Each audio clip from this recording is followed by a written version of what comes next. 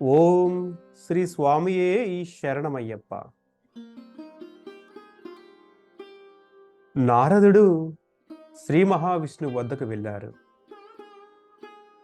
జగన్నూటక సూత్రధారి నమో నమః అంటూ నమస్కరించాడు. ఏమిటి నారదా విశేషాలు అని అడిగారు విష్ణువు. విశేషమే ప్రభు. భస్మాసురునికి పరమేశ్వరుడు ఇచ్చిన వరవృత్తాంతము ఇంకా జరిగిన విషయాలు వివరించాడు నారదుడు. ఇప్పుడు పరమేశ్వరుడు భస్మాసురుని వల్ల అరణ్యంలో తిరుగుతున్నాడు. ఎంత పని జరిగినది, అసురునికి ఇట్టి వరం ఇయ్యవచ్చునా? సరే, ప్రస్తుత విషయం ఏమిటి అని అడిగారు శ్రీ మహావిష్ణువు. స్వామి, కైలాసవాసుడు భయోందానాలతో పరిగెత్తిపోచున్నాడు. శంభో స్వయంభో నిలు నిలు అంటూ శంభుని వెంటబడుతున్నాడు భస్మాసురుడు. ఏదైనా ఉపాయం ఆలోచించండి ప్రభు అని అన్నారు నారదుల వారు. నారద, వరగర్వం వలన కదా రావణాది దానవులు అస్తమించినది. అలాగే భస్మాసుర వధకు నేడు నాంది కాబోలు. ఆ భస్మాసురుని సంహరించి లోక కళ్యాణార్థం మరలా భూలోకమున మోహిని రూపం ధరించవలసిన అవసరం ఉంది కాబోలు అని అన్నారు శ్రీ మహావిష్ణువు.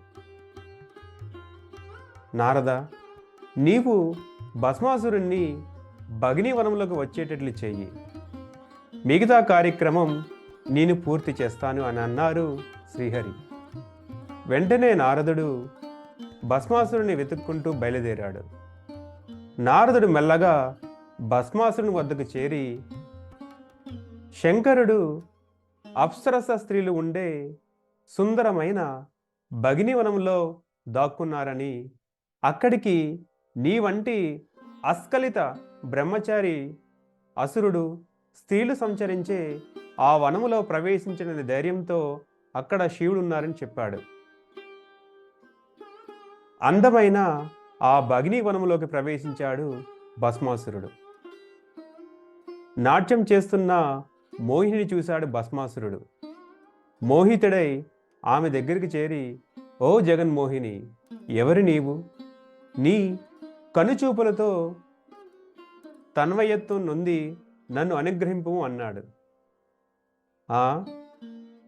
నా పేరు మీకెలా తెలుసు? ఈ సుందర ఉద్యానవనము ప్రవేశము కేవలం పరమేశ్వరుల దాసుకే అన్నది మోహిని. ఓహో, నేను ఈశ్వర దాసుడనే. దాసీదాసులమైన మనము సంయోగము అద్వితీయమై అలరారుగల అన్నాడు భస్మాసురుడు. మోహిని, నీ నవయవ్వన లావణ్యముకు నా మనసైనది, నాకు జన్మ ధరించినది.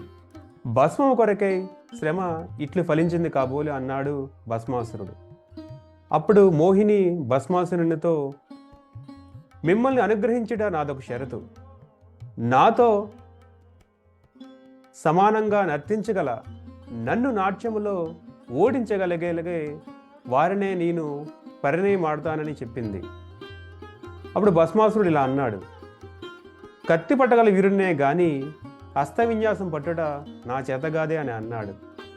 చేతగాదని మాట మీ వంటి అరివీరి భయంకులైన దానవ సామ్రాటులు సరికాదు. మిమ్మల్ని మనసారా వరించిన నేను మీ వంటి వారితో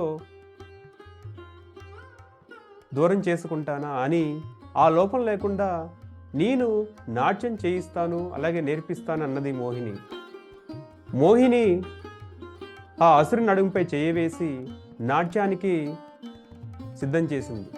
కొంత సమయానికి భస్మాసురుడు కూడా మోహినితో సమానంగా నాట్యం కొరకు పట్టుదలతో ప్రయత్నించాడు.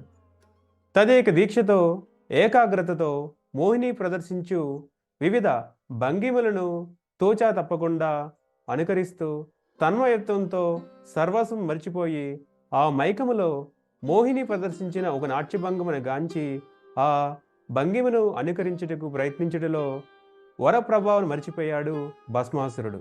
మరిచి తన తలపై చెయ్యి వేసుకున్నాడు. ఇంకేముంది, ఒక పెద్ద కేక వేసి భస్మమైపోయాడు భస్మాసురుడు. ఓం శ్రీ స్వామియే ఈ శరణమయ్యప్ప. ఓం శ్రీ స్వామియే ఈ శరణమయ్యప్ప. ఓం శ్రీ స్వామియే ఈ శరణమయ్యప్ప.